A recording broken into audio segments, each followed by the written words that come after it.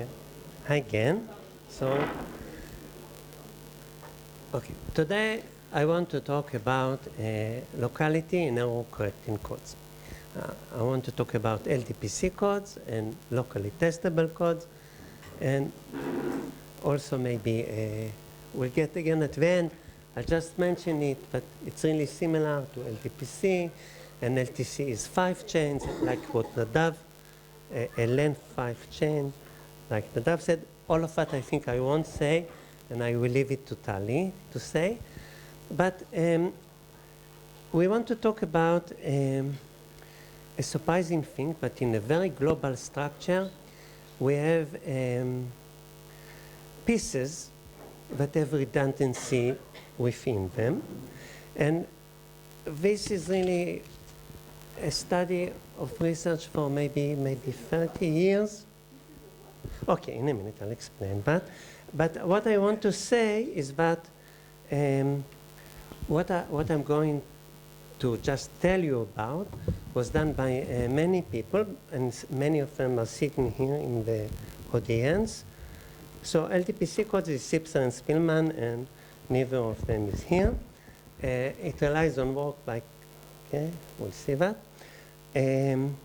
But then the recent LTC constructions are, what? Gallagher, yes. But Gallagher is even before my time. Yes, that's right. Okay, so I'll mention his name when we get to it. Okay, so I'll mention many works, but many of the authors are here. But later on, I won't give any credit to anything, but it's really, you should know that it was done by Alex and Tali and Shai and Asaf here. And okay, so let me start with the material itself. Oh, well, I think I got to the end somehow. Okay, let me just ignore all of that. I mean, I want to, I like ignoring my slides. I don't know. It's, yeah. Let's ignore my slides.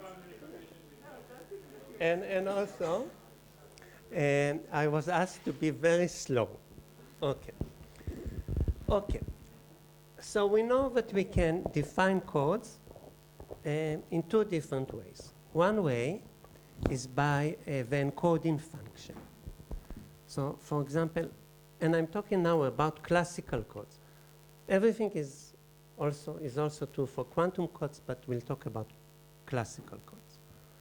So we can take k bits and encode them to n bits and add redundancy to the message. And we are only talking about linear error correcting codes. So this is a linear function. So there is this is called the generating matrix, which takes k bits and gives you back n bits. And if you give a message here, x1 to xk, you get a code word here of much longer length. This is the this is the encoding function. It's called the generating matrix. But another way, right, so here, okay, let's call this transformation, I don't know, T. So the code is the image of T.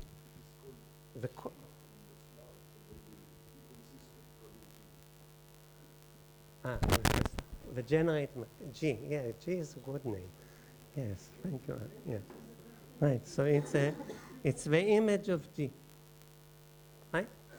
But another way to describe the code is it's a linear code.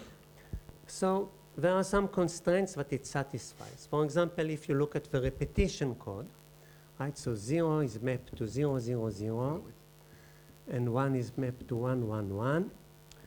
Then x1 always equals x2. And which is, right? So this is really, I thought about it when Nadav talked, right? This is called, so it has a very complicated physical name, right? So this is a, so before, right? When you had this Hamiltonian Zi, Zj, which is really the constraint you are trying to convince them to be the same. So you are trying to convince Zi to be the same as Zj. So you are trying, so these are all the local constraints of the repetition code. Of course, these are not all the local constraints. The constraints are a vector space. And we gave a name to that vector space. That vector space, we called it C-dual. Right? So C-dual is the set of all constraints. Let's call it W. W is again in F2 to the n, such that for any C and C, W dot C is 0. Right? So it's the set of all linear equations such that all code words satisfy them. For example, in the repetition code, x2 minus x1 is always 0. If you look at the encoded word, right? Now, C-dual is a vector space on its own. It has a basis, and we can take a basis of all constraints, and we can choose the basis if we can. For example, for the repetition code, the basis that we have chosen is 1, 1, x1 equals x2, x1 equals x3, or maybe it was x2 equals x3, or whatever, right? So this is the basis for all constraints that the code satisfies, right? What? I mean what? Ah, yes, that's right. C1 equals C2. C2 equals C3. Yes, these are constraints on the encoded word. Right. Right. And in this case, right, this is the basis for C-dual, and it's a low density matrix. So all the constraints are local. They have their locality is only 2. They span many other constraints, right? If you take any linear sum of these constraints, it's also a constraint. And actually, most of the words in C-dual have very high weight. But in this case, we can find a low weight basis for the dual space, right? Okay. Now, if we take this low weight, if we take any basis for the dual space, and we put all the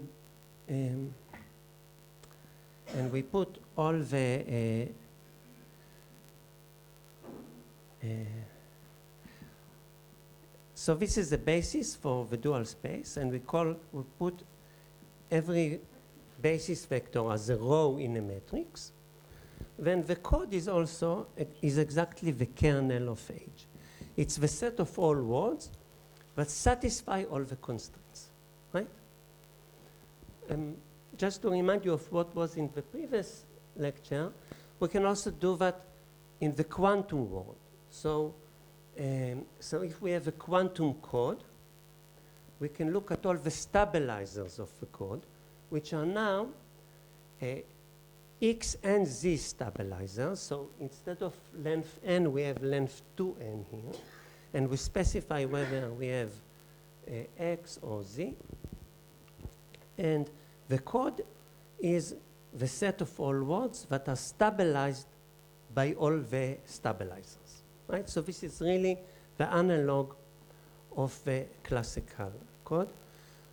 But it's a bit different because in the quantum world, we take the span of all the code words, right? So a linear constraint reduces the number of code words to half, reduces the dimension of the code by half, right? So this was the previous talk.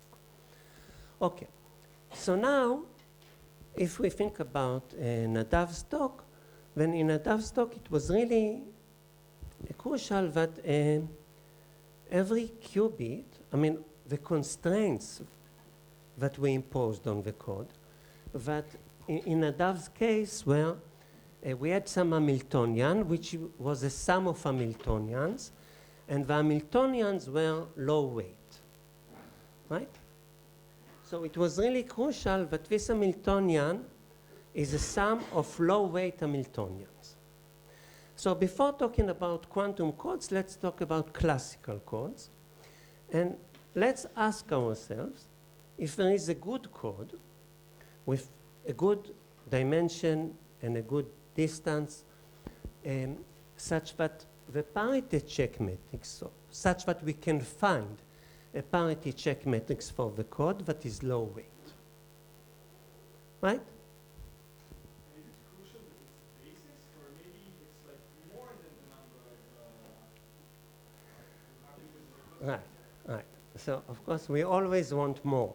Right. So we would like to find, right, what is this checks on checks thing? Right, we would like to find a set of local constraints such that they are all low weight and such that we have local constraints on them. Okay, but we will get to that. Okay? This was actually, I think, what was happening in the previous talk. So in terms of this matrix H, what does it mean low weight? Okay, so we are over F2. So low weight means that in every row, there is a constant number of ones. For example, if you think of the repetition code, when it's, the code might have length n, which is going to infinity, but you just want x1 to equal x2, and so forth. So all the constraints are weight 2, right? And in fact, I mean, if we have a low rate matrix, let's also require that every column is low weight. So, okay, so for me, an LTPC code means that the dual space is a basis such that every row and every column have constant weight. Okay? So the repetition code is such code, but it's not a good code. Right, so other good codes that have an LDPC parity, a low density parity check matrix, right? So you could try random codes. So what happens with random codes? So if you want to choose a random code, it's like choosing. Sorry, maybe you want to say why the repetition code is not good? Because it has dimension 1 and length n. So the distance is really marvelous, it's n, but the dimension is 1 out of n. So it means that if you want to encode one classical bit, you need to use n bits to represent it. This is really horrible. Okay, I mean, it's horrible I was brought up by people sitting here, but this is not good. But if yeah, but we should look for codes with a good rate. Okay. Okay. So yes.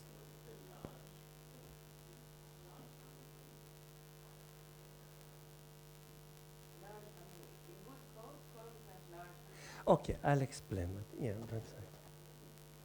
Yeah, okay.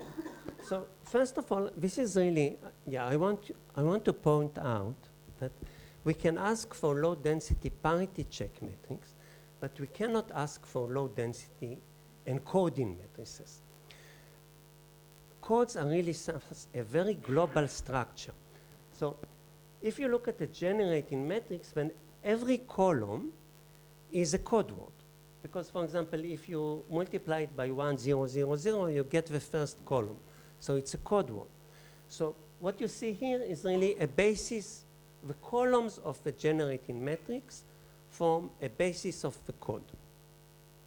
And because the code is, if you want a good code, and if the code has large distance, then every column has many ones, large weight. Right? For example, if the relative distance is 1/3, meaning that the distance is n over 3, then every column must have at least n over 3 ones. So it's very dense. Because that's the whole point of error correcting codes. We want to notice even a single change in the message. Right? Different code words should be very far away from each other. So even if we send, even if we change a single bit in the message, that should be reflected in almost in a large fraction of the coordinates of the code, right? So the encoding is a very global phenomenon, but the decoding is very different because we now have redundancy, and the question is in what way we have generated this redundancy. And okay, so I think often it's not really clear that we can find the code with a sparse parity check matrix. And if you take a random code, a random linear code, so a random linear code is like choosing the columns here at random. If you take a random linear code, then its dual is also a random linear code. And a random linear code has, with high probability, a very large weight, a very large distance. So this means that in C-dual, if we take a random linear code, in C-dual, there are no low-weight constraints, none at all. In particular, we cannot find the basis. There are no low-weight constraints at all. So if you take a random linear code, you won't find a low-density parity check matrix.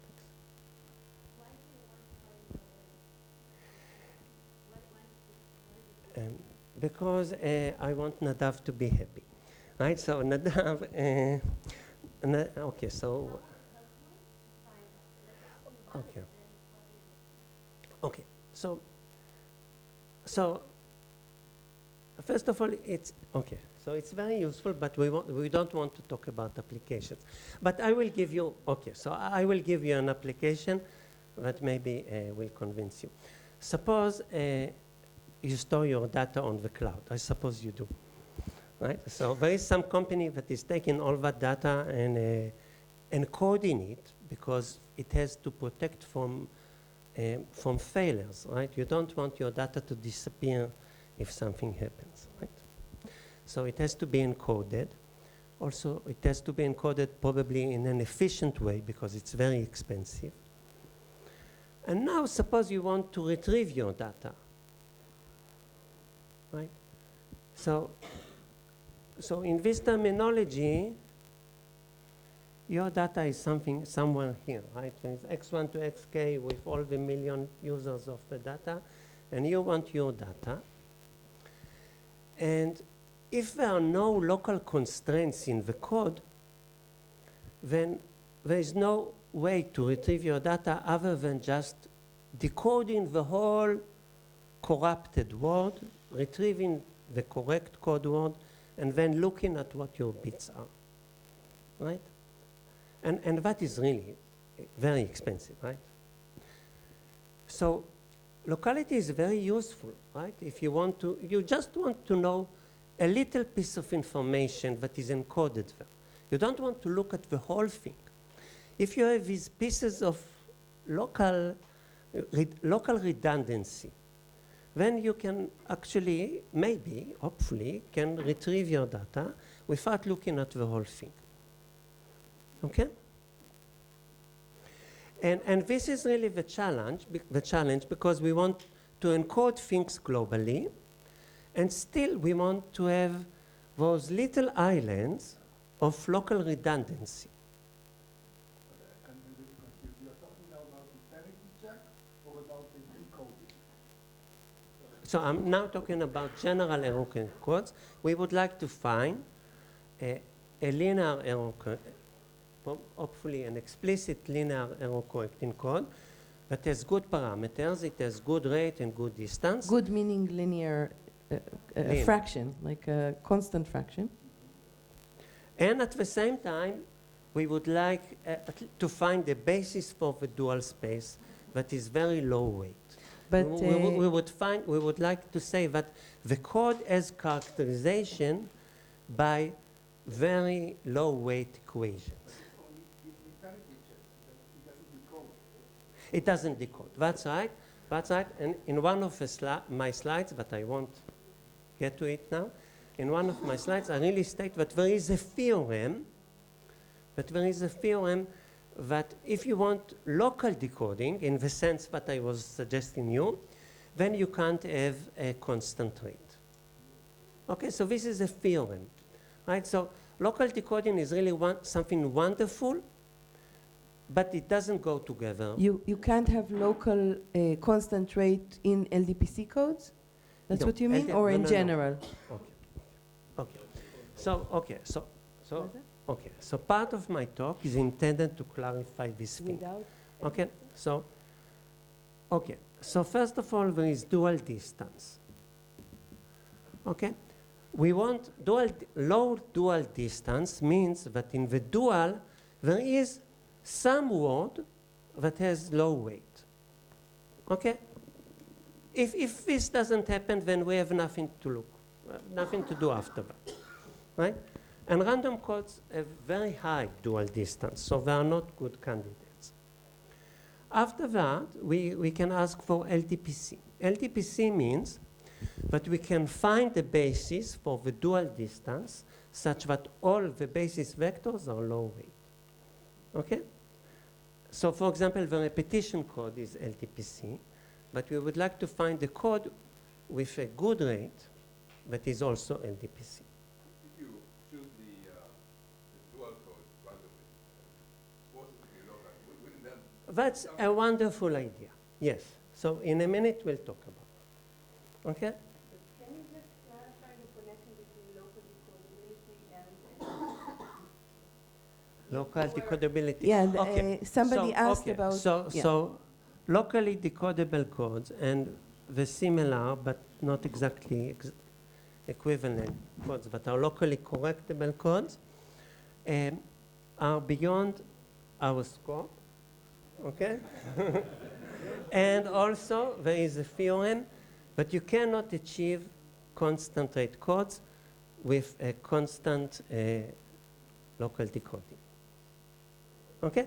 And But if Klim you is asked... here, Klim, are you here? You So for asked... example, Klim built a code that can be locally decodable with 3 queries and has length which is very sub-exponential.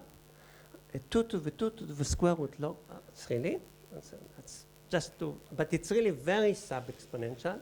It actually, I think it still holds the world record for that. For distance?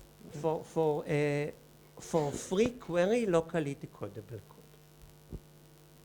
And it's locally decodable, not locally codable. I mean, okay. The It's rate is beyond- sub-exponential? No. The What's rate, the dimension is, okay.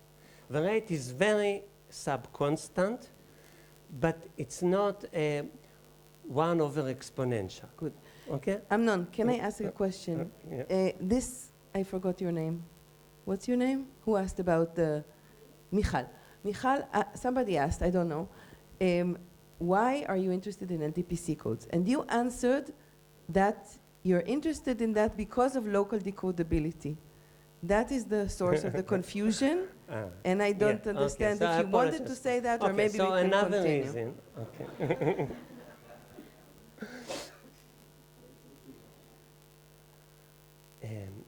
Okay, so here we are talking about quantum codes. So we want the code words are all the words that are stabilized by some constraints, right? So we would like the constraints to be small so that we can implement them. Okay? Okay, good. Can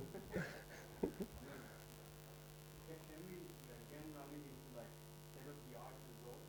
I don't know if you yet said what the word LDPC means. Okay, that's okay. Oh, thank you so much. Yes. Right. Oh, I didn't hear the second question in a minute. L is for low density. Low density parity check matrix.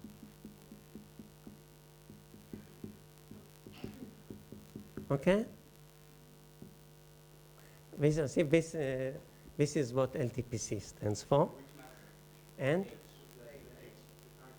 the parity check matrix is the age.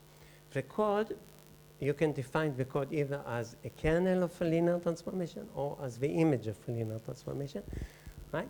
And this is actually a very useful point of view, right? And if you define C as, you want to define C as the kernel of H, where the H as a representation as a low density parity check matrix, meaning that you can span the code in C dual, the code words in C dual, by some basis such that all the vectors in that basis are low density. What? What? Who is asking? What is the meaning of low density? Low density. Low density means that there are very few ones. For example, the generating matrix is high density. It must have at least a fraction of delta ones, a constant fraction of ones. Low density means that for me it means that in every row and every column of a matrix, we see a constant number of ones. Okay? Okay. Okay. So let me. So there was a suggestion here not to choose the code, not to choose a random linear code, but to choose randomly the constraints, right? That was the suggestion. So this is a very good suggestion. And in fact, it's correct. And I'll show you an explicit way of doing that. What we need is really an expansion property that random graphs have. And we can just specify the property that we need, and then it becomes explicit if we can build it. So let me give you such a code.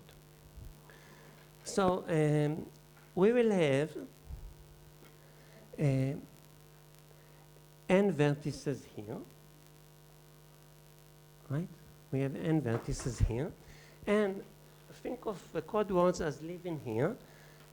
A word is an assignment to every vertex, and a code word is an assignment to all the vertices that satisfies all the constraints. So what does it mean, a constraint? So let's start, easy. Let's say that the constraint is just the linear equation of all the neighbors of some vertex here. So it means that the parity of all the coordinates must be 0, right? So let us define it. So C is the set of all functions from n to f2 such that, let's call this V and this W, such that for any W in W,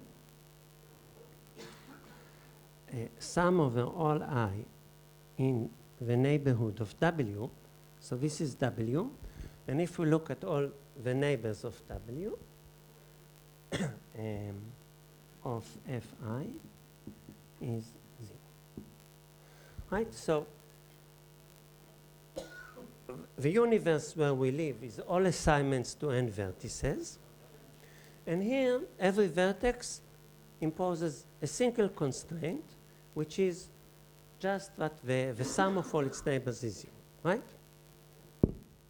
So in a way, this is really what was suggested here, because what you see here is the parity check matrix, right? This is, the code is the kernel of all the constraints, and the constraints are just depicted here as a graph, right? And you see that if the degree here is constant, then it's LDPC. I mean, also, we shouldn't have go too much to the same vertex, but it doesn't. So this is really, so what happens if we pick such a graph at random, right? So this is like this is the suggestion that was before. So if you pick such a graph at random, then if you have a small set here, so let's say that W, let's make it concrete so that we don't have many parameters. Do you like n over 10? Okay. Okay. So first of all, before we talk about the distance, we have our universe has dimension n. We have only n over 10 equations. So the dimension of the code is what? 9 over 10n, right? The dimension is at least 9 over 10n, right? Because every constant can reduce the dimension only by 1. Okay. So we have very good distance. We have very good dimension. But what about the distance? So it's a linear code, and the distance of the linear code is the weight of the minimal weight of a non-zero code word, right? That's a fact. It's very easy. Okay, but let's just accept it. So suppose we have some assignment here.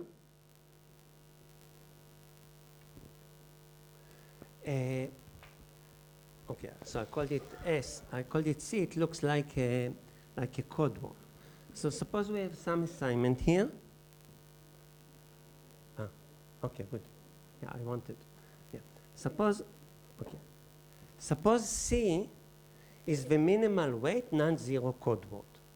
Okay? So it assigns that vertex C1, C2, C3, Cn, right? Is it clear? And it's a code word. So it satisfies all the equations, right? Now, that's the minimal code, that's the code word of minimal weight. So let's call the set of ones, let's call it S. Okay, we want to show that S must be large. Okay? Now, suppose the degree here is D, so the degree here is about 10D. Let's assume it's exactly 10D, right? It's 10D because we compressed by a factor of 10. So, what would happen in a random graph if you take such a set S? And let's say that the set S is smaller than n over. What? Okay. Thank you, Nick. Yeah. Right. The number of edges is always the same, so n over 10 times d is the same as this times the degree. It should be d over. Thank you. Right. So what would happen here if we take, I don't know, a small set? I just took n over 100 to be safe. So in a random graph, the neighbors of that set would actually be almost unique neighbors. There will be very few collisions. This is a collision, but there will be very few collisions. It will be almost unique neighbor expansion. Right? And this is a fact. It's easy to check. Never mind. But once you have a unique neighbor, is it possible that you have a unique neighbor?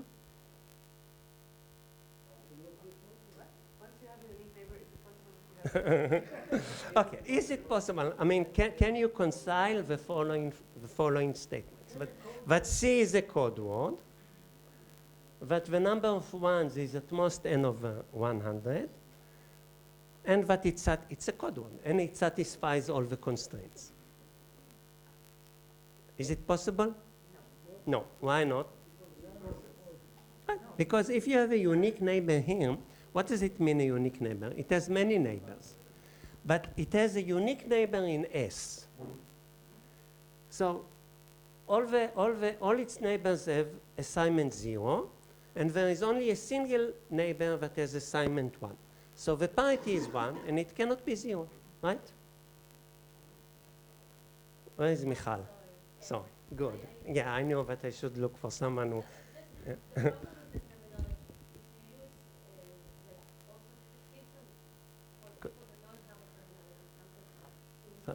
Good. Good. Okay. Say that the extended version of the problem set, this exact example is worked out problem. But still, I want still to answer your question. Okay, so suppose these are the vertices. Okay. Now, let's assume that the degree here is 2. Michal, raise your hand if you, when you stop understanding.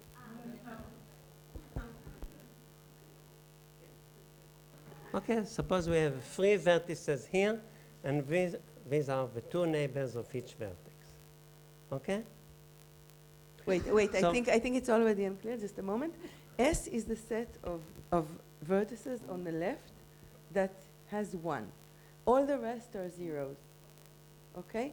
And now what Amnon is trying to show is that if you now look at constraints, the constraints are on the right, they require that the parity of all the vertices on the left that are connected to a single constraint, the parity is 0. It's even. So he says if there is a single, if from S there is just a single neighbor, if I'm looking at this constraint, and if this constraint is connected to just a single point in S and to other points outside of S, the parity will not be 0. So it cannot be true that S can be that small. And the fact that for a randomly chosen one, for small sets you have, you need this. So these 2 factors together say that the random one. Okay, thanks. So now I'll continue, okay? Okay, so we want, suppose you have a code word. A code word gives assignment to all the n vertices. Now, we want a low weight code word. It means that we want the minimal weight code word. So pick the minimal weight code word. It has either zeros or ones. Look at the set of all the 1 coordinates. Good? Now look at its neighbors. The neighbors might collide or not. Okay? For example, here we have 2 vertices in S and they collide. They have a common neighbor. But here, for example, this one, it is a neighbor of some vertex in S, but it is a neighbor of a unique vertex in S. Right? From its point of view, it has only 1 neighbor in S. That's a unique neighbor. Okay?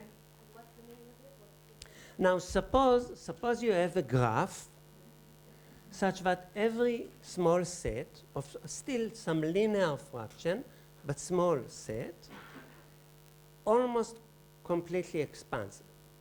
So in particular, it has many unique neighbors. Then it is not possible that a code word is supported on that set. Is supported, right? Because then this constraint would be violated, right? Right. So if we can, so now I'm telling you a fact that in a random graph, small linear sets almost fully expand. So in particular, it means that if we take the parity check matrix to be a random graph, like the suggestion here, we would get a code of very large dimension and very large distance. Because all code words must have many ones in them. So it means that the weight of the minimal code word is large, and this equals the distance of the code word. This is really the distance of this code word from 0.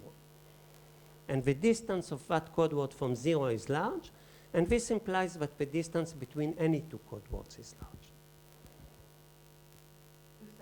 This is a fact. Take it as a fact. Just Okay? to summarize, just a moment. The summary, the claim that Amnon is saying is pick a random graph like this. The claim is that you get a good code. A good, meaning that the distance is large, larger than n over 100, say, because it just shows that n over 100 is not correct. So And the it's dimension and is the large. dimension is large. And it's LDPC. So random codes chosen like that are large. Okay? Good. Good. Sorry. And if we can build such a graph explicitly, we would get an explicit code like that. And in fact, once we get an explicit code like that, we have a good encoding and decoding algorithms that actually can even be close to linear, taking advantage of the fact that this is really constant, which is another advantage of having a constant. But at the time, Sipser and Spielman gave this as a construction in their paper. But at the time they wrote the paper, they didn't have such a graph. Such a graph was constructed in 2004, maybe 3, by Capalbo, Reingold, Omer Reingold, Avi Vigdozon, and Salil Badan. You mean an explicit graph? An explicit graph, right. I just want to say as a sentence, you can't see it right now, that in fact for building quantum LDPC codes, which are quantum codes where the stabilizers have a constant weight, okay? It is enough to have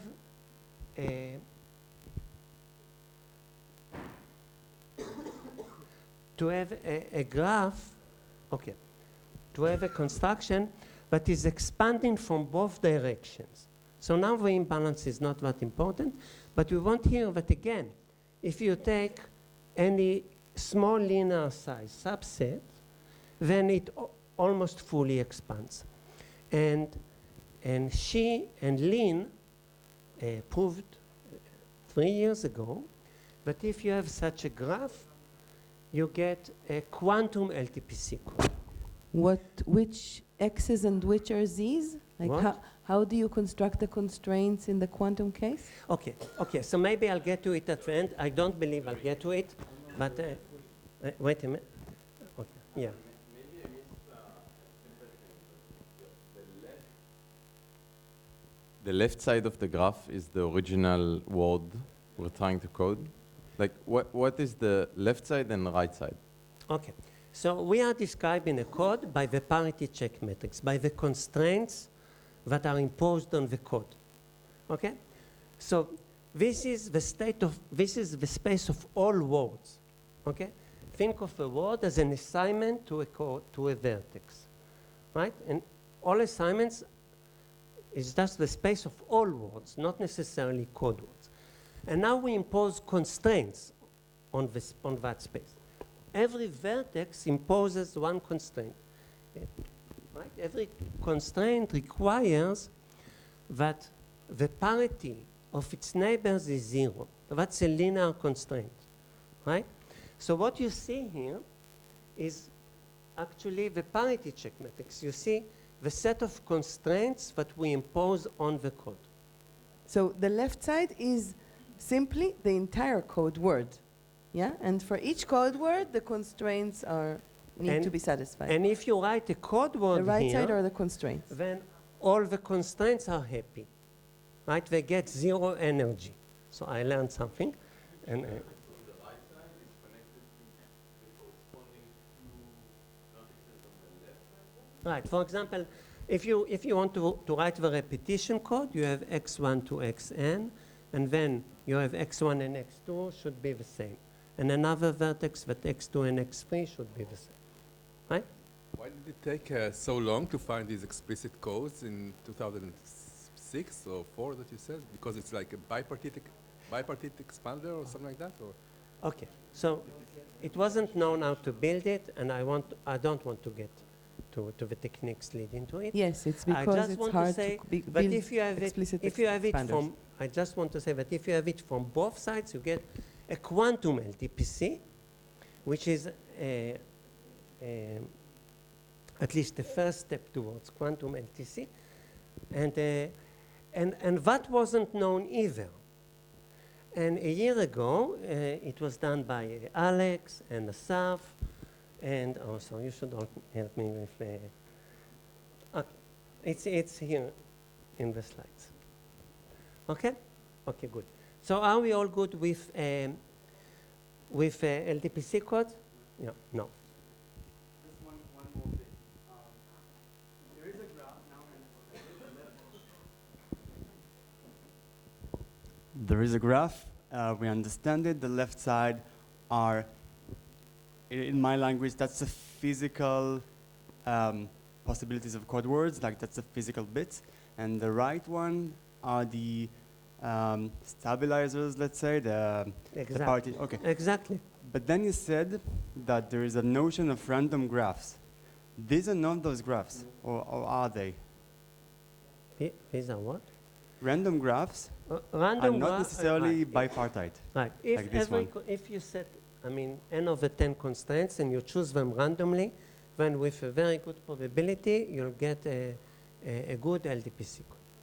But in fact, there are explicit constructions that do that. Okay?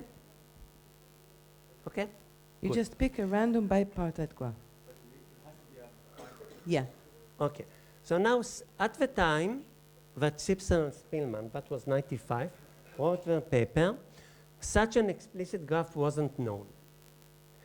So they showed an alternative construction, and I want to present that construction.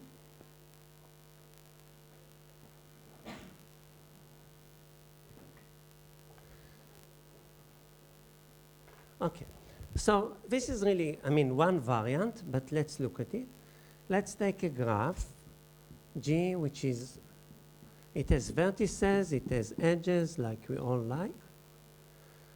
Okay? And let's say it's D regular. So we have ND over 2 edges, and we have N vertices. Okay? So now we will put the bits on the edges and the constraints on the vertices. Okay? These are the rules of the game. So the length of the code is going to be, okay, it's the set of all functions from E to F2 that satisfy something. Okay, the length of the code is the number of edges. Right? We put the bits on the edges. And what are the constraints? So it's not now just a single parity constraint. Instead of that, every vertex has some local view. Right? It sees D neighbors. So there are D outgoing edges going out of the edge. And on those bits, on those edges, there are bits. Right? So let's say that the vertex numbered the outgoing edges from 1 to D. And let's say that we have some assignment, right? F of E prime, and so forth. So every vertex can take the D edges that go out of it and form a word of length D.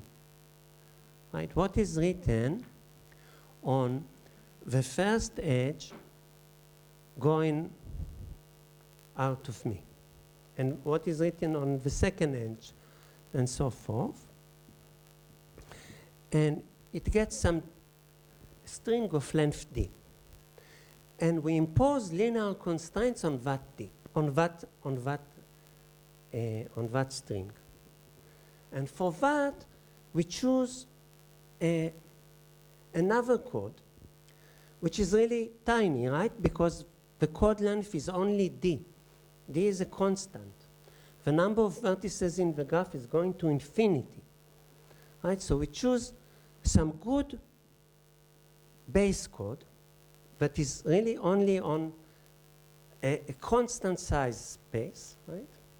And what we require is that for any V in V, F restricted to V, which is the point of view of V of the assignment F.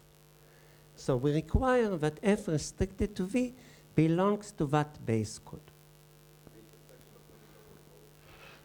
Right? That's right? Right.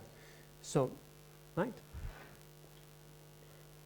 So the code words are all assignments, right? That respect all the constraints that lie in the intersection, right? So if you do that, then you again get an LDPC code, right? Because you get a bunch of constraints, and each one of them is local, is on at most D bits. And you also still get good rate, right? Let's do the calculation. So we have ND over 2 edges, and now each vertex imposes constraints. So let's say that the code C0 has length D, as rate, as dimension R times D, and as distance delta times D, right? So this is the relative rate and the relative distance of the gadget, right? So if a dimension is RD, then the number of constraints is D minus RD. It's 1 minus RD. So every vertex imposes 1 minus RD constraints. And you can see that if R is larger than half, then you get, so the dimension is really 2R minus 1. I don't want to do the calculation, but the dimension of the code is 2R minus 1. Okay, It's simple. What? Yes, that's the rate. That's the rate. The rate of the new code is 2R minus 1. Okay, Amnon, I just want to make two remarks. First remark is that these are called expander codes, and right, and in the evening, in the talk by Benedict and by Vedika, he will actually explain how these codes somehow in their quantum version are related to spin glasses and to LTC and to quantum, I don't know, I'm not sure exactly, but either quantum or classical LTC. That's one remark, that somehow it will be connected to the notion of spin glasses in physics. And the other remark is that I see that there is a lot of unasked questions about this, so I just want to summarize again. I don't think you need the details, but I think you do need the construction and right? I mean, you will use the construction later. So the construction is sort of a very clever idea. And the idea is that you look at a graph in general, and the graph is D-regular. For every vertex, there are D neighbors. And then the code words are simply an assignment of either 1 or 0 to the edges. Okay? So a code word is if you have M edges, it's for each edge you have either 0 or 1, that's the code word. How do you check if really a string like that is a code word? Well, the clever idea that Spielman and Sipser had is to pick a different code, a small code of length D. And you require that all the values of the edges close to a vertex belong to that small code. And you require that for each and every vertex. No. Wait, okay. let's just, before you go, just, is this okay. clear? Okay. So first of all, Rega, Amnon, just a moment. Yeah?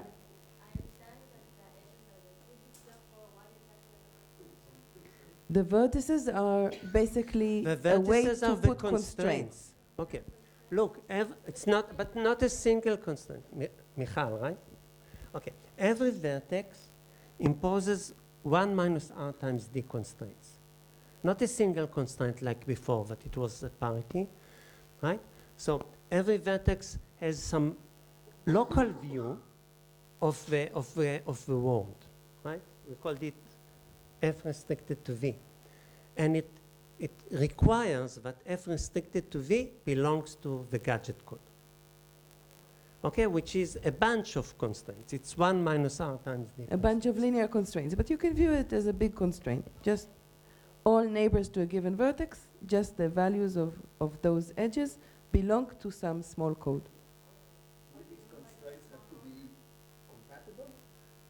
Okay, I'll get to that, okay? I mean, that's really a very, you ask whether the constraints are independent, right?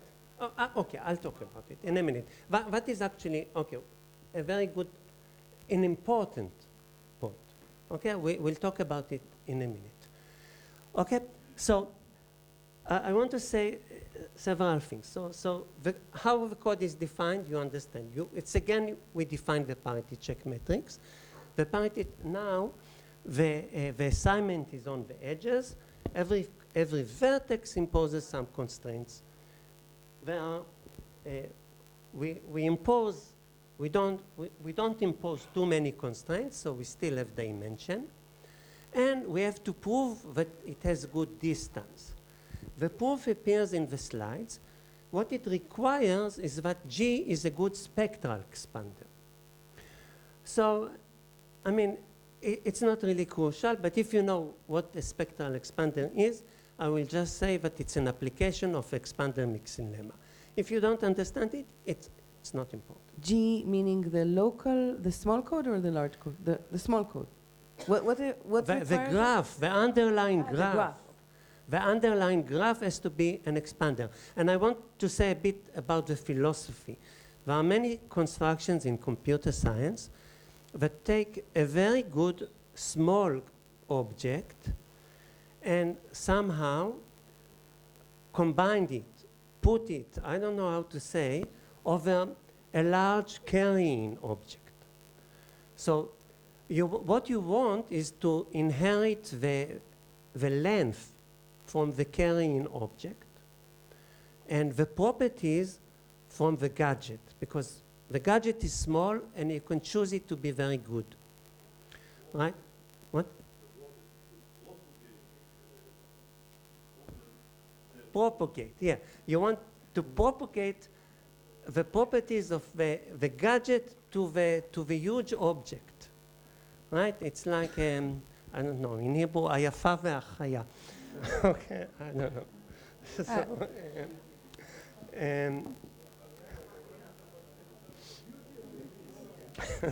okay, never mind that. Can you please? So this is the prime example for that, right? But in order to do that, the large object, I mean, it has to be, I don't know, I don't want to say it as a rule, but it's good if it is spreading in some sense. So Can you please explain again the constraint imposed by the vertices? Again, what? The constraints imposed by the vertices? Okay, so, okay, a general one is an assignment to the edges, right? Now, it is in the code if it satisfies all constraints. Every vertex imposes constraints.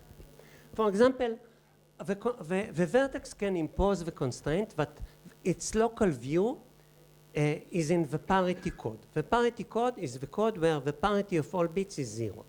That's what we had before. Right, so this is a linear constraint, but the sum of all these variables is 0.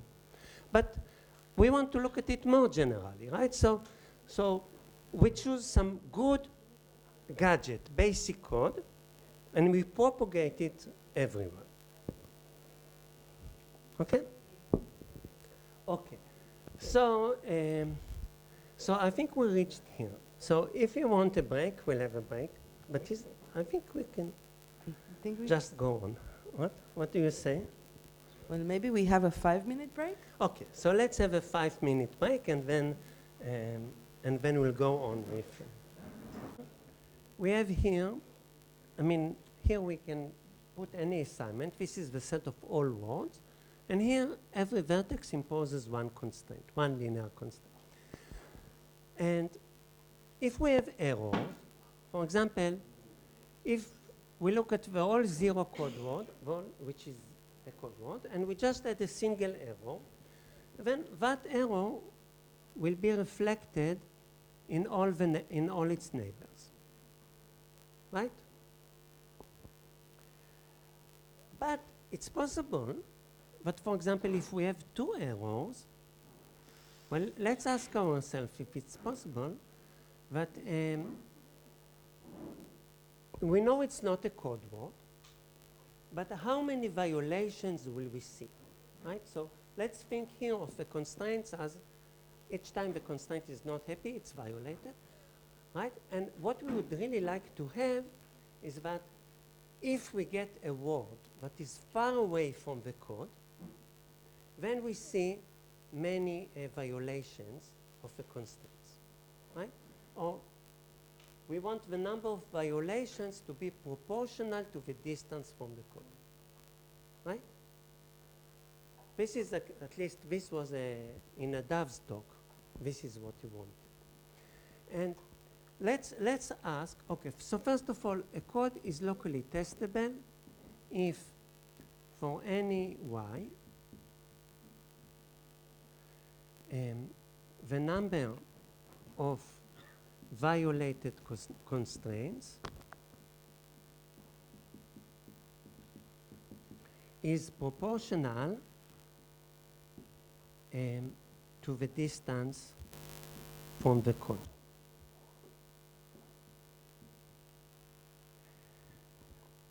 With only one change, that now we can also have additional constraints. We can choose any set of constraints.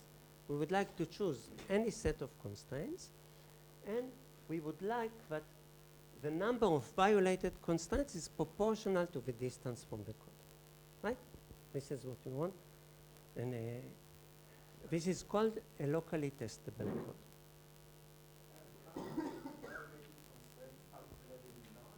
What? Can I make them arbitrarily large? The number of violated. Not arbitrarily large, but yes, if the distance of the code if the distance of a word from the code is linear, what you want to see is that some linear fraction of the constraints would be violated, and this linear fraction gets to some maximum that you cannot pass, but it doesn't matter. You want to see some. Okay, you want it to be proportional up to constants, up to multiplicative constants. Okay, we don't mind if we pay a factor of 10 or 1 over 10. Okay? So maybe it's worth mentioning, for the Torah code, this is very far from what's happening. For the 2D code, Yeah, that's the right. number of violations for a very long error Yeah. is just 2. Right. For example, if you have a path that doesn't close, because if it closes, if it's a boundary, then it's not an error. But if you have a path, right, then you change the distance from the code. You change many edges. The distance is large, but the number of violations is only 2.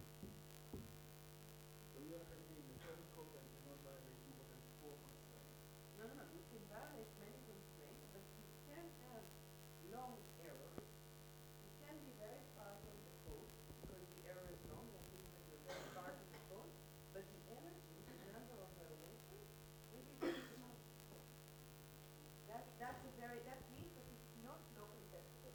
And for 4D code, you would think that the situation is better, but it's still not locally testable because you could have a manifold that is an error, and the boundary is the violation. Okay, Dorit. I suggest to focus But on. then I just want to say, it's not also the 4D code is We will get to the Torah code and quantum codes, and if we have time. Okay? So, okay. So I want now to ask a simple question. I want to show you this. This is an argument. Maybe Tali, you can help me. Who showed that the Sipser spielman is not LTC? It's you, right? No? Eli Ben Sasson? Okay, good. So here is an argument, a simple argument, why Sipser spielman is not LTC. Okay? And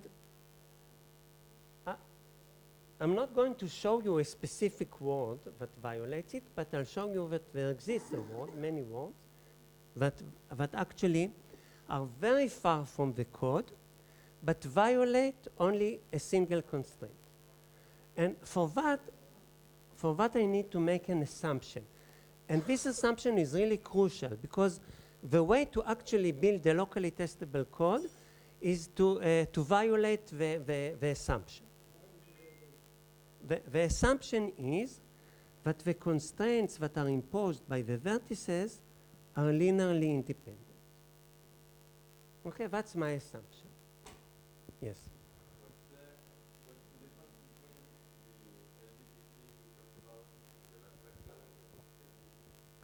Okay. In LDPC, you want a basis for the dual space that is composed of low weight vectors. Low weight vectors. Vectors with small weight, few ones. Right? This is LDPC. In local testability, you want the distance from the code to be reflected in the number of violations. Okay? So you should show me, of course, I mean, all the constraints should be in the dual space, of course. I mean, yeah, and hopefully they are all low weight, yes. You want a bunch of low weight constraints, which are all, because they are constraints, they are in the dual code. You want a bunch of constraints, low weight constraints, such that if you get a word, then the distance to the code is reflected in the number of unsatisfied constraints. Sure.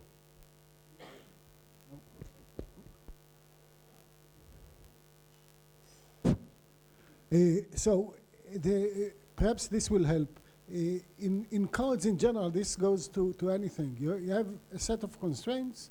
If you satisfy all of them, you're okay. If you fail one, you're out. And now the LTC that Amnon is now talking about is more restrictive. In order to get out, I mean, to be disqualified, it's not enough that you fail one of the constraints. You have to fail many, and many is proportionate to how far you are from the code.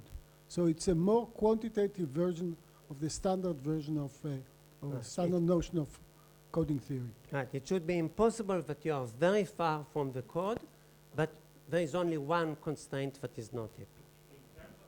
Okay, and you know what? Let's do that and we'll see it. And after you see it, I think it will be. Yes, Moshe. Wait. But it's not clear.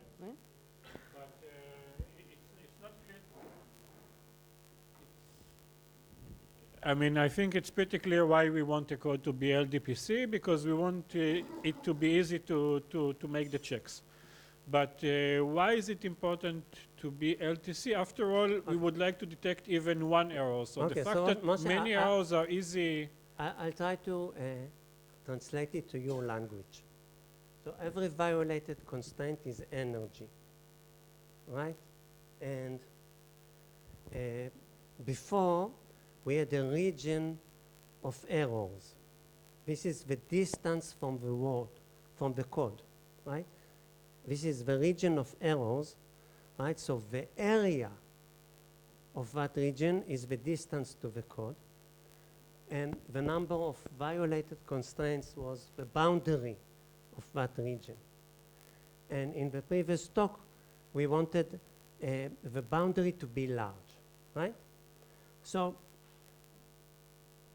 I think before you ask your question, I wanted to say that for the physicists in the audience, it should be very clear why we want that.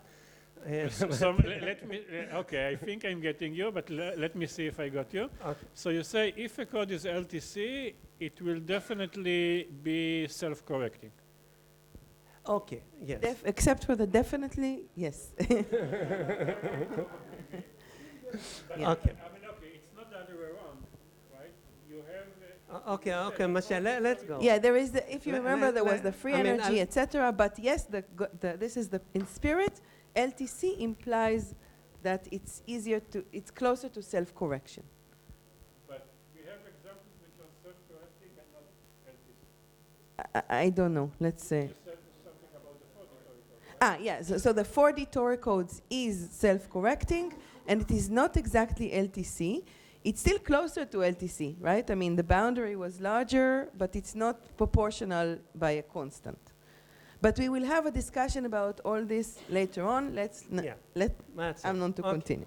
So now, okay, so here's a, right, we took a graph with, let's call it a unique neighbor expander. Every small set has many unique neighbors, and therefore, the distance must be large, the rate is large, everything is good. Now, what would happen if we look, if we just drop one constraint.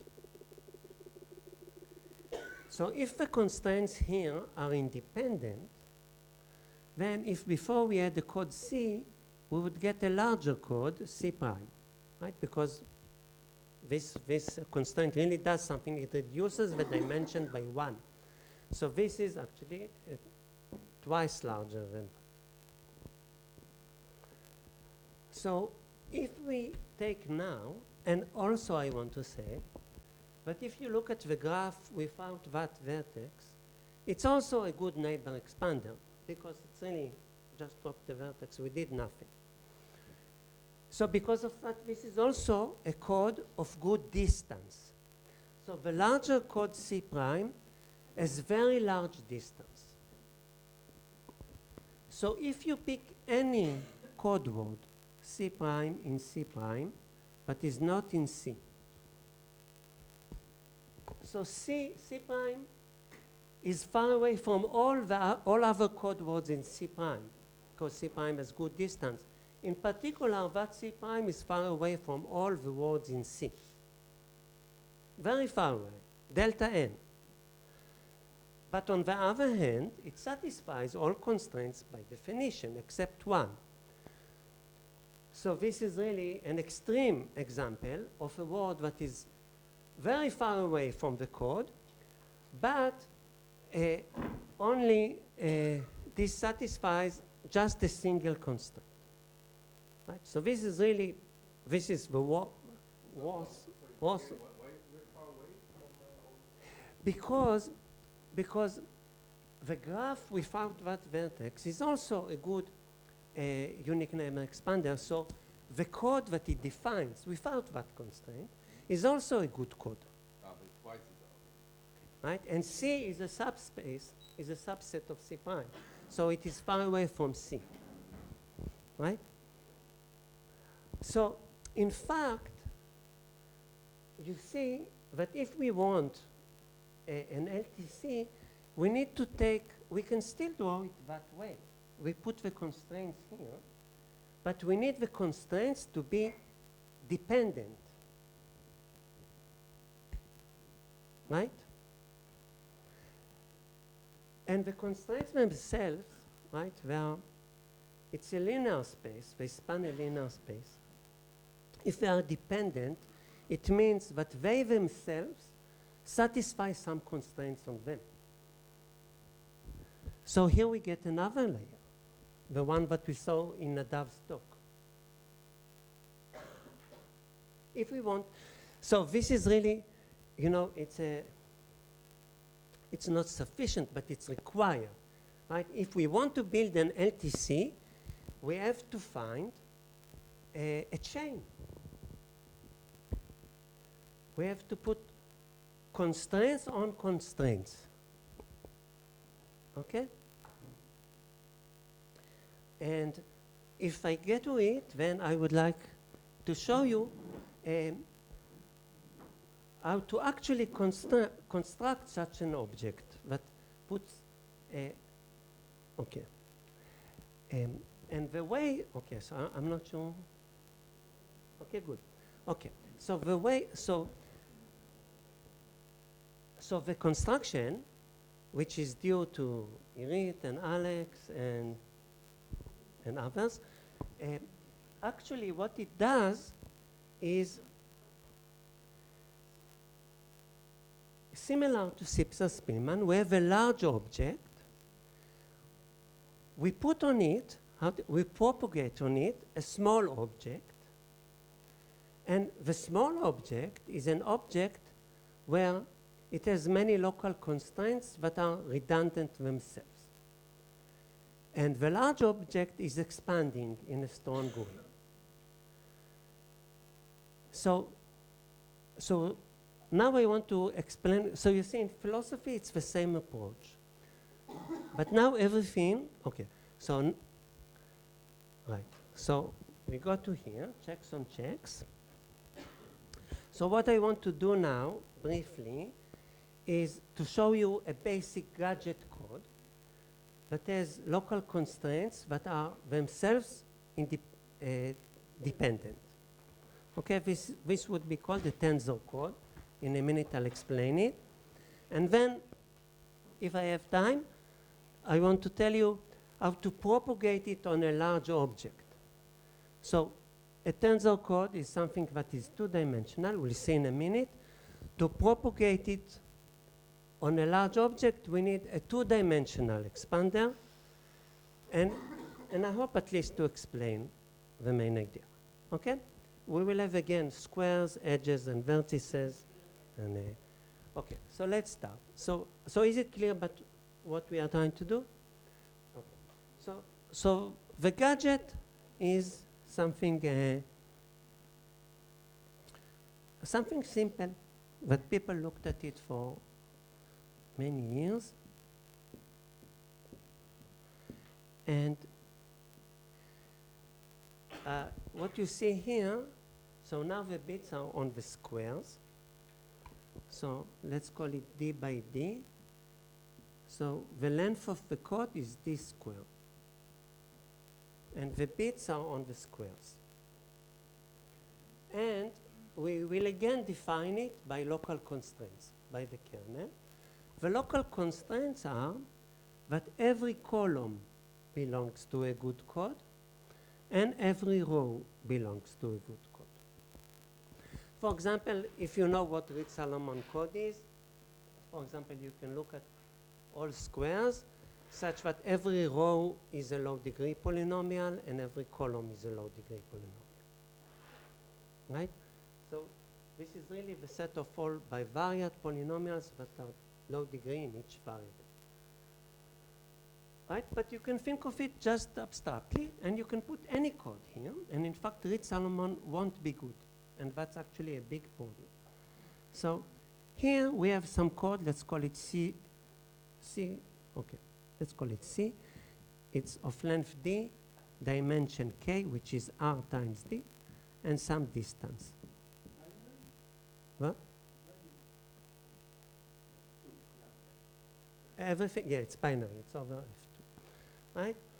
Okay, so, okay, let's use the same R and delta for both, even though it's not required. Let's have another code. This is for the columns. Let's have one for the rows. And suppose it has the same dimension and distance. It can actually, it can be, you can do it in general, but it doesn't really. Not here. Okay? So that's the code. So how many local constraints do we have?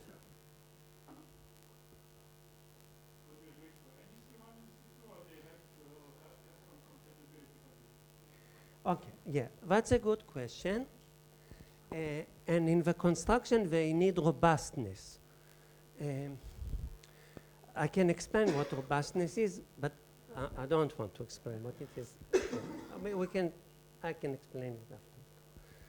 But it's a good point, yes. Right.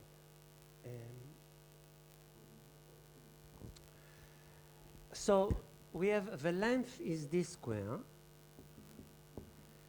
and the dimension of a tensor code. So in fact, if you take any k by k square here, you can extend it by C1, and then you get k rows, and then you can extend it by C2. Okay, so I didn't call them C1 and C2. You can extend it to the whole row using one code, and then extend it that way using the other code. And therefore, it's an easy argument that the dimension of the tensor code, which let us denote it by C tensor R, is the product of the dimensions. Just believe me that it's not complicated. Okay? That's the dimension. So, what's the dimension of the dual space, the space of all constraints? The dimension of the dual space is, in this case, it's the length, which is d squared, minus the product of the dimensions, which is r squared d squared. So it's 1 minus r squared d squared. That's the dimension of the constraint space.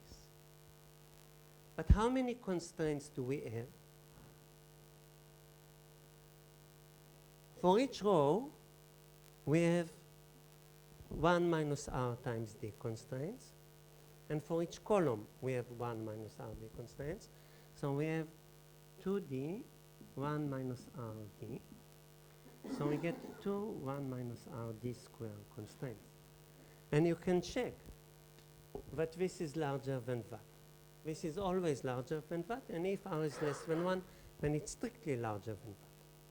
So we have here, these are natural local constraints, right?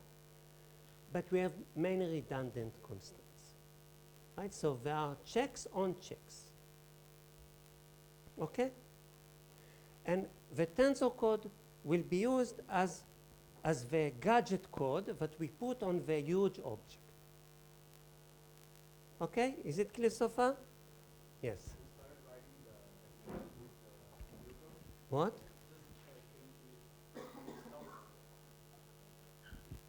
Now on the board there is d squared for the tensor code. Yeah, And the length is d squared. yeah, and now we're missing two more variables. And then what? We are missing the protection distance, and we are missing the number of qubits that actually. There are two more. Okay, Right? okay, The okay. brackets are Yeah, yeah. not yet Okay, okay. So, finished. okay. The space where we live in is all assignments to the d square cells, right? And the constraints that we put, okay, is that every row belongs to the row code, and every column belongs to the code, right? To the column code, right? And the row code has dimension r times d, so we put 1 minus r times d constraints, right? Is it clear? So There is the bigger code. There is the bigger tensor code, and you started writing the definition and the properties of it. The tensor code is the Yeah. set of all assignments Yes. that satisfy all constraints, all the row and column constraints. I think there is a confusion. The bigger code, you mean the gadget code, the tensor code, is defined by these constraints that you was. Yes. So what's the Right, question? yeah. Yeah, the tensor code, let me Yeah, write. so he actually wrote the exact three numbers.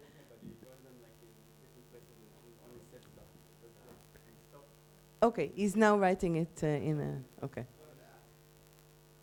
Such that Okay. all rows are in the row and all columns are in the column code. Okay? He wants to write it as what is the N, what is K, and what is D of the new code. What is what? What is N, K, and D? Like what is the length, what is the Okay. rate, and what Right, is the so this. the length is the product of the length, so which is d squared.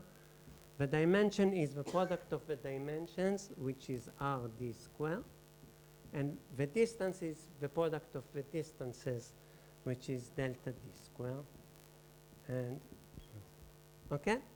And because this is the dimension, then the dimension of the constraint space is d squared minus r squared d squared.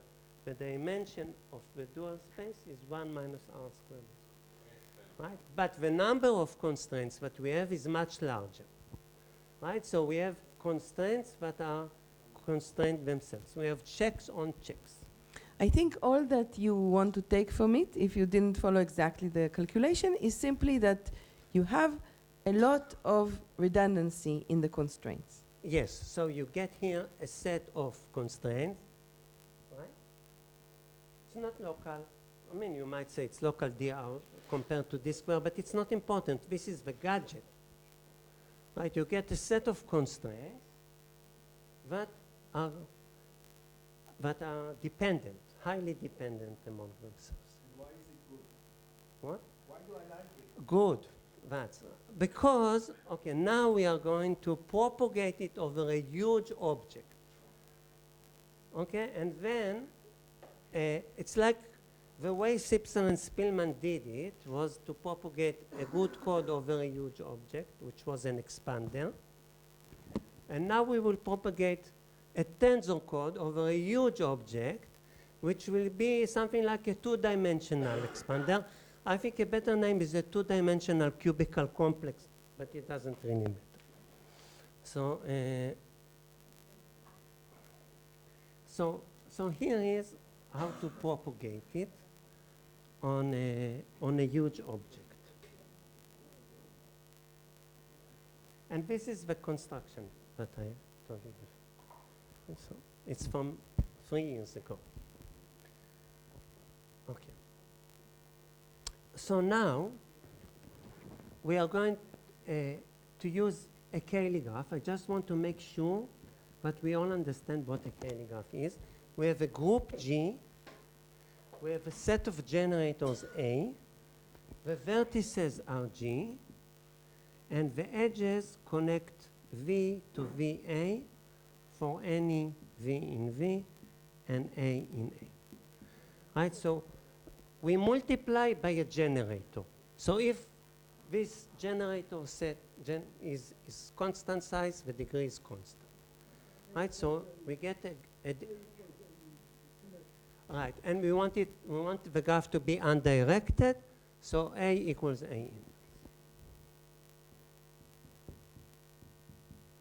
Right, so this is a constant degree graph, and it's regular, of course, and there are ways to choose. For example, the LPS construction chooses the group G and a constant and a set of generators of constant size, such that the spectral gap is very large. Spectral gap means that the second largest eigenvalue is bounded away from the first one. This is also very much like what the physicist here said. This is, you called it, how did you call it? Not spectral gap? What? G is not the same G. Now G stands for a group. A is a set of generators. Okay. Okay. For example, if you want a picture in your mind, so here's not a good graph, but you can see it. So take G to be all the numbers modulo n, all the integers modulo n, and take A to be plus minus 1. So then what do you get? Okay, so let's do it together. 1 is connected to 1 plus 1. 1 is connected to 2 and to 0. Okay, and it's plus minus, it's undirected. So you get a cycle. Okay, is it clearer now? A is the set of generators. Right, so if you are at G, you move to G plus 1 and G minus 1. Right? This is an additive group, but in general we work with multiplicative groups, right? So you move to G. And every one of the vertices is connected by any one of the A's to other vertices? Exactly, right, right. You see, you get a very regular structure, right? Which is good. Right, so are we all good with a Cayley graph GA? Okay, so Cayley. No, not yet. This is just, just so that we use the same notation. In a minute, I'll tell you what the code is. Okay, now let's use the notation Cayley graph BG for the same thing when we multiply from the left. Okay, so here we connect G to GA. And here we connect G to BG, but B multiplies from the left. Okay? So this looks like a trick, but is only good for 2 dimensions. Okay? So now what is our vertex set? Our vertex set would be, again, before you can think of a Cayley graph, you can put it. You can think of it as if you take the double cover of it, doesn't matter. You put G on both sides and you connect G to G product A for any A in A. What we are going to do now is to take the vertex set is 4 copies of G. Here we have 2 copies of G. Now we take 4 copies of G, and we connect a G here to GA, and again, an edge here to edge A. Right? So edges that go to the right go according to K GA, and you can guess edges that go from here to there go according to what? BG. So for example, G is connected to, okay, G is connected to BG, and BG is connected to BGA for any B and B and A and A. But because G is connected to GA, it's also true that GA is connected to BGA, and you get a square. Okay? So this is the graph, right? It's just a set of edges. What is the number of vertices? 4G.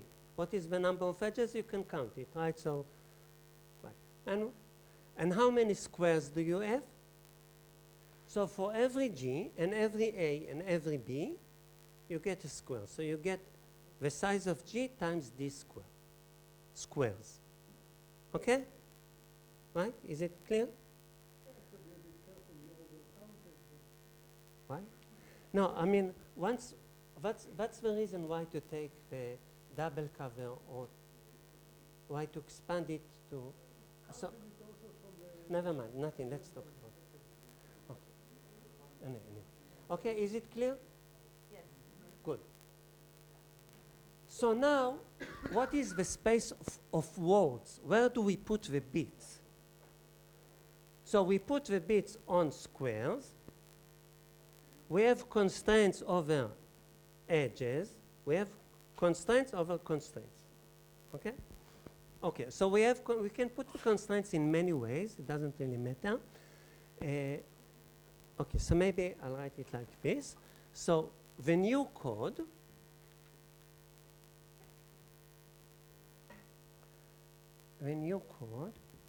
is the set of all assignments to the squares, right? So there are the size of G times D squares, the set of squares to F2, such that for any V in V, yes, that's the best way to write it. For any V in V, how many vertices do we have? 4G.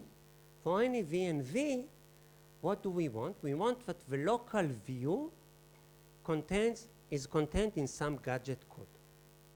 So what is the local view of G?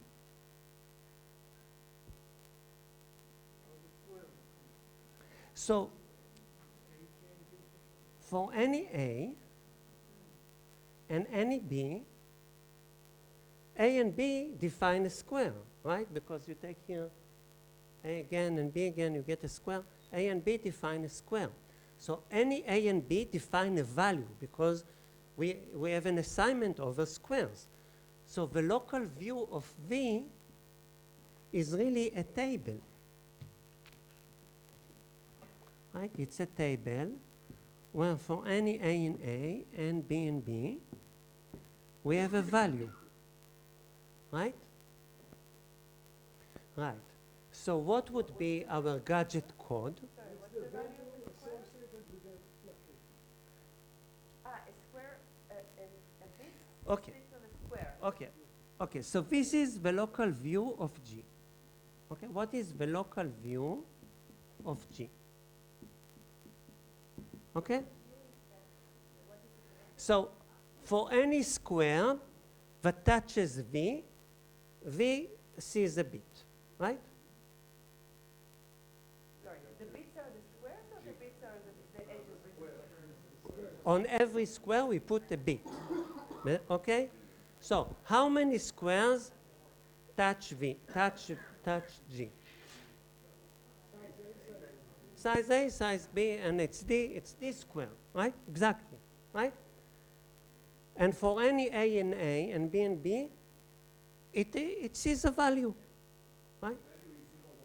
The value is 0, 1. The value is binary from F2, right? So this is the local view of a vertex. Like before, exactly. right? Now, instead of putting the bits on edges, we now put them on squares, and we still look at the local view of a vertex, and now we see a table, a two-dimensional table. And what would be our gadget code? A tensor code. Right? So we would require that every row belongs to a code C, and every column belongs to a code C. Maybe the same code doesn't matter. What? Every row and every column belong to a code. Right? This is the code. Now, what?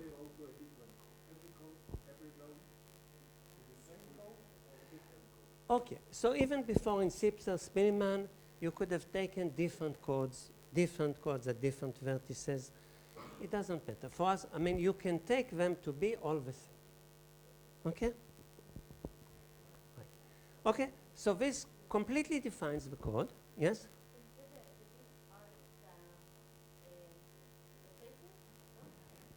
Okay, okay, a word is an assignment to the faces.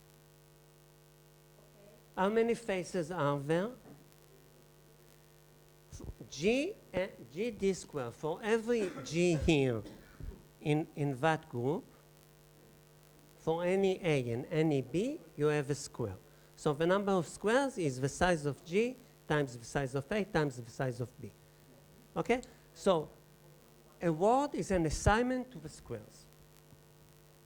So the length of the code, let's do it together. The length of the code is, right, yeah, let's call the size of G, let's call it N. So it's N D squared. What's the dimension of the code? What? What's the dimension of the code? So you can do it in many ways. You can look at the dimension of the tensor code, but really you see there are edges. For example, that edge sees D values and they are counted twice. So if we don't want to do the double counting and whatever, then what you do is that it's equivalently, you can say that on any edge you put a constraint, that what the local view of the edge belongs to the column code or the row code. And then if you do, you get 4R minus 3 instead of 3R minus 2, no, 2R minus 1 that you had before. Before it was 2R minus 1, and now it's 4R minus 3, which means that the local gadget should have rate which is at least 3/4. Now I want to say that in other constructions there is no such a requirement, but the code is not the same code. You take, it doesn't matter, but in this specific construction you need R to be larger than 3/4. So that's the rate. It's very easy to calculate. And in fact, it's also very easy to calculate the distance. Because if you just look at it, and I won't do it, the distance, if you have a non-zero word, code word, then look at any vertex that gets a local view that is non-zero. So there is some non-zero value here. There are many non-zero values here because this is a good code. And for each value here, it's a B value. For every B value, you can now decompose this structure to many disjoint copies according to the B, and each one of them is a Sipser Spielman code. So you reduce to the original problem of Sipser Spielman, and it doesn't really matter, just believe me, and you get that this is the distance. In Sipser Spielman, it was delta times delta minus lambda, and now you have an additional. Delta is the distance. I assume that both codes have the same delta, and that is delta. What? Lambda is the spectral gap of Cayley GA and Cayley BG. Okay? Is it easy to see why it's locally testable? That's really the point. And so far we didn't have that extra property of robustness. And so let me So so what depends? My answer depends on how. So, wait, now, yeah, I think you started something like 15 minutes after, so something like 12 more minutes. Oh, okay, yes. So then I can answer. But I think you should leave a few minutes to talk about the last two points, right? You wanted to say this. Okay. Good, Yeah. okay. Tali will talk about it. Yes. Yeah. So all the proofs sort of use a lemma, okay, which says what? Yeah, yeah, just explain why it's in. Go ahead. Okay. Okay. So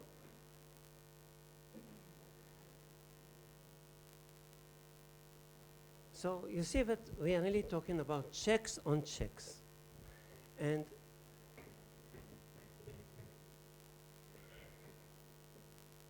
thank you. So for example,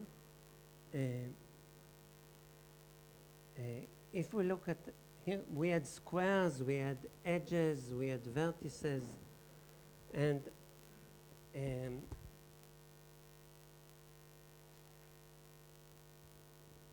actually in the construction that I just explained, it's less clear, but you can also there is a very nice construction by Lin and Shi. Lin and Shi. Yeah. But actually, that's the construction that uses, instead of using spectral expansion, it uses unique neighbor expansion. And it has a similar idea of multiplying from the left and the right to get cubes, and it's similar. But it just, instead of asking the underlying graph to be a spectral expander, it asks the underlying graph to be a unique neighbor expander. And then you can phrase anything as a homology.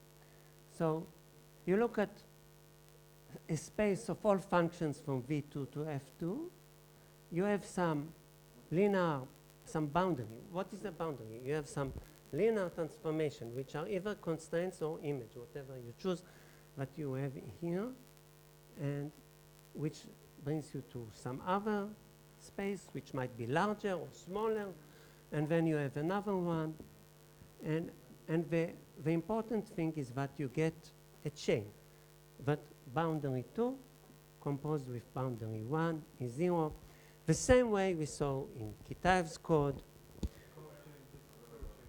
Yeah, that's right. You first apply boundary 2, and in the quantum code, this is going to be Tali's talk, and if you think about it, it was also in Nadav's talk. These were the last slides in Nadav's talk. Nadav's talk, he said, but actually, in quantum codes, the qubits are V1, and we have an assignment on the qubits, and we have Z checks and X checks. And if you look at a locally testable code, then you have assignments over squares, and they have checks, and the checks have checks, and the redundancy on the checks ensures that it's a locally testable code, right? And to me, it's still miraculous why these two things come together, and Tali will explain. This is Tali's talk, okay? And in fact, if you think of Nadav's talk, then he suggested that actually, if we make the chain larger, this was his suggestion. So let's put the qubits here. And now we have Z checks and X checks or whatever, but the checks have checks. So that would become a locally testable code, a quantum locally testable code, whatever that means. Not locally testable, because it's not a constant fraction, the energy is not a constant fraction, but it's close to that. Okay. I mean, he suggested it as a way to get a, I mean, pretty good. Quantum local testability. And okay.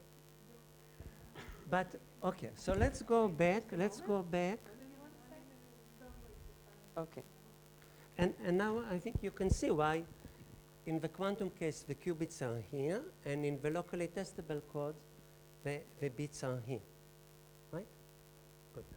Now, amazingly, I have no idea why, you can derive both objects from the same claim, the same lemma. And this is going to be in your talk. Okay, so I don't want to. Okay, so, okay, right. So this is Tali's talk. She will talk about, okay, I'll say it in words so that no one can understand it, and you'll explain it, okay? Wait, Tali, wait. But maybe anyway you could say that somehow you have a local to global behavior that somehow lets you get the local testability that you had when you moved to No, but, okay. Amnon, can you explain Yeah. just without the quantum why it is locally testable? Yes, right. Okay. So the claim is that, okay, you need a property from the chain. You don't get it for free, right? So the claim is that if you can prove that for any chain here that is locally minimal. Locally minimal means that if you change a single bit here and add the boundary, then you increase the weight of the chain. This is maybe sounds strange, but if you think about, if you know the decoding algorithm of Sipser and Spielman, it actually uses local minimality. And it's very similar. What? This is a definition. A chain here is locally minimal if for any boundary that is supported here on a single bit, the weight doesn't decrease. That's a definition. I didn't understand it. Okay.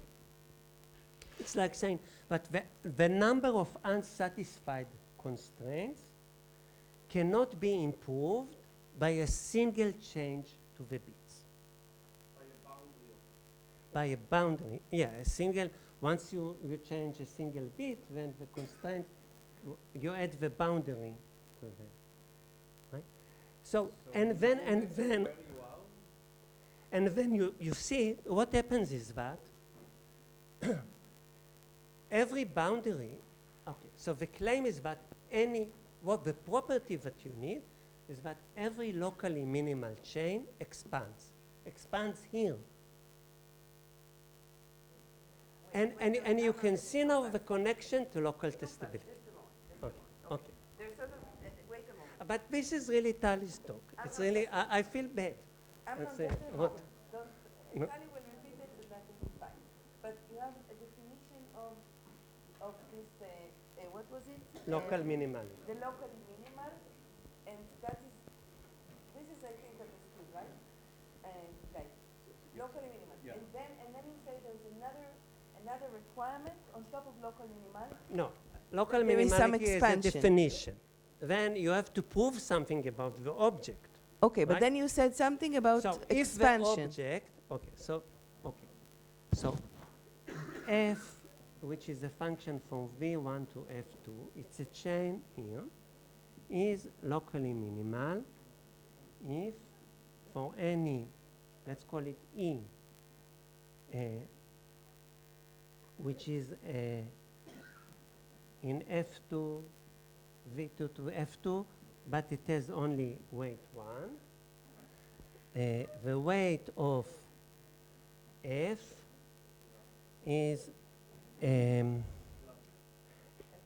you cannot improve the weight boundary. Okay? This is local minimality. Now, the claim, this is a definition. Now you need a lemma.